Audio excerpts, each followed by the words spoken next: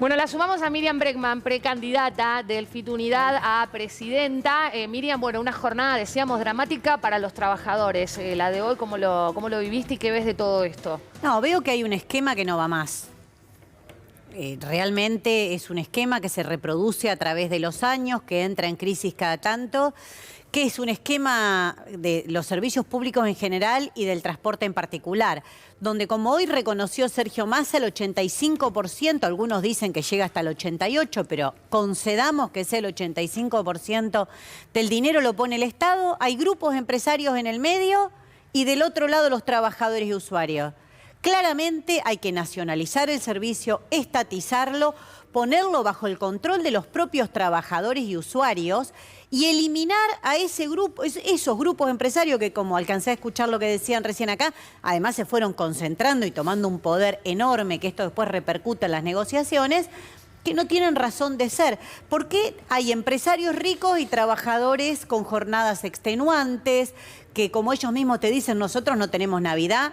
No tenemos Año Nuevo, trabajan todo el año, no hay cumpleaños de los hijos, no hay absolutamente nada, deberían trabajar 6 horas y no 8 porque es un trabajo altamente, no solo riesgoso, sino estresante, y los trabajadores en el medio. Entonces, hoy estalla, porque evidentemente la Ciudad de Buenos Aires, cualquiera que haya andado hoy en la calle, lo comprobó, era un caos absoluto, pero el esquema no va más, porque acá hay secretarios de transporte que han terminado presos, es decir, hay una situación que es que un grupo empresario administra dinero del Estado, no se sabe con qué fin, porque después cuando pasó lo de las cabinas, recuerden que no hace tanto estábamos discutiendo. Que también se dijeron que se la gastaron para otra cosa, la plata de las cabinas de seguridad. A eso iba, claro. También creo que en ese momento era el gobierno de... cámaras y una parte muy minoritaria de la Sí, creo que era el gobierno de Kicillof en ese momento, si no me equivoco, dijo, bueno, pues yo le di el dinero, bueno, pero el Estado como da el dinero a empresarios que se la quedan y hacen absolutamente lo que quieran. Entonces el esquema no va más. Bueno, pero se desobliga de una cantidad de empleados.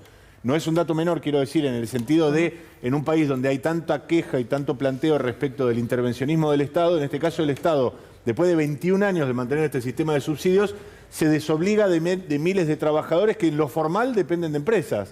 Pero en lo económico dependen del Estado. Dependen del Estado y deberían depender del Estado. Por eso nosotros decimos que debe ser nacionalizado, estatizado, bajo control de trabajadores y usuarios.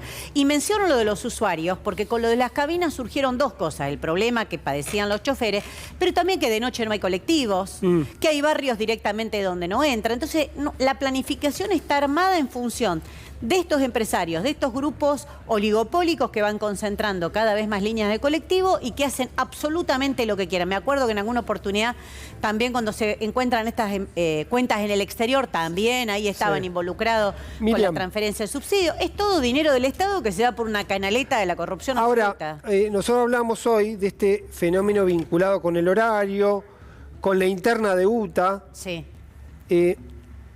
Imagina, entrevé que puede haber alguna especie de convivencia o intereses compartidos o empatía entre sectores empresarios y sectores sindicales, porque es un lockout que tiene que ver con los salarios, es un paro que tiene que ver con la defensa de las empresas. Es la UTA.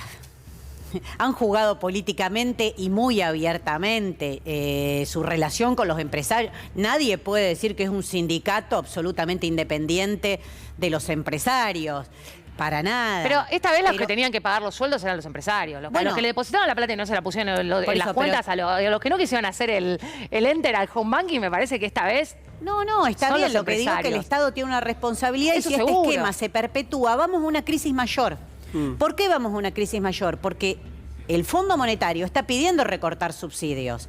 Entonces, si el Fondo Monetario pide recortar subsidios, ya la derecha desembosadamente lo dice, hay que aumentar las tarifas porque o rompes con este esquema o vas a nuevos tarifazos contra el pueblo trabajador. Y nosotros nos oponemos a eso. Creemos que lo que hay que terminar es con este esquema donde los intermediarios no pueden justificar por qué casi el 90% del dinero lo pone el Estado. ¿Qué rol cumplen ellos ahí?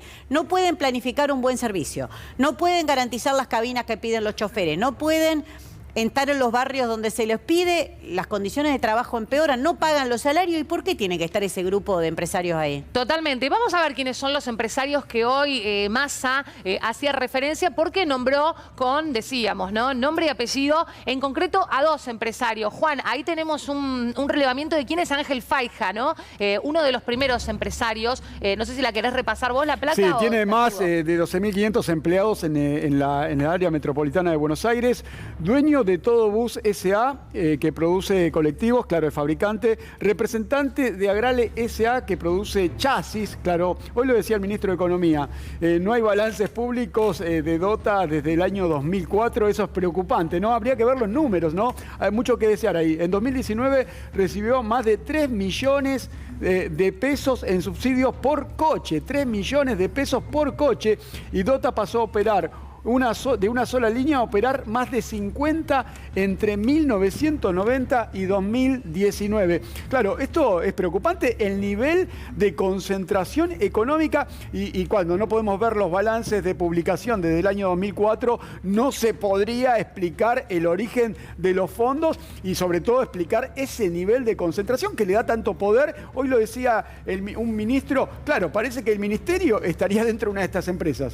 Ahora, hay opciones, ¿no?, intermedias, porque recién yo escuchaba a Miriam, ella decía, hay que nacionalizarlos, hay que estatizarlos. Yo también, ¿no?, lo primero que pensaba cuando veía a la gente en la calle, bueno, hay que sacarle las concesiones a las empresas de transporte. Pero digo, hay mecanismos que el gobierno, por ejemplo, durante la pandemia ha instrumentado, pienso en el ATP, cuando directamente la parte que ponía el gobierno se la podía mandar a los trabajadores de manera individualizada, y sacando del medio incluso a estos empresarios que evidentemente están haciendo de mínimo una malversación de fondos, Miriam. Sí, acá tienen que explicar esto que está diciendo él del no tener balance. Están recibiendo fondos públicos todos los días. Después, esta misma gente es la que lo escuchás hablar, le dicen planero el que recibe una asignación social, ¿no? Y ellos viven del Estado, o sea, son empresas que solamente funcionan con dinero que les da el Estado.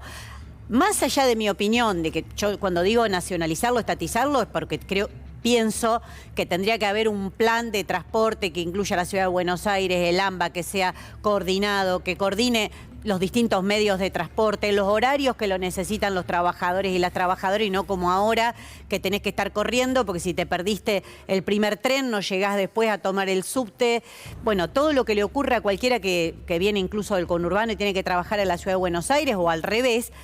Pero lo que no, hay una responsabilidad legal también en el medio. ¿Qué pasó con los millones de subsidios que recibieron todos estos años? ¿Cómo puede ser que esa concentración económica de dónde salió? ¿Qué invirtió ese empresario si todo el dinero es del Estado y él es el que crece y él es el que acapara cada vez más línea? Bueno, creo que hay muchas explicaciones y como hoy denunciaban los trabajadores de la 60, después a ellos ni siquiera les llegan los aumentos que ya estaban acordados. Sí, tal cual. Y le faltan condiciones básicas de seguridad, ¿no? Porque hemos cubierto infinidad de reclamos de, por ejemplo, la 60. En el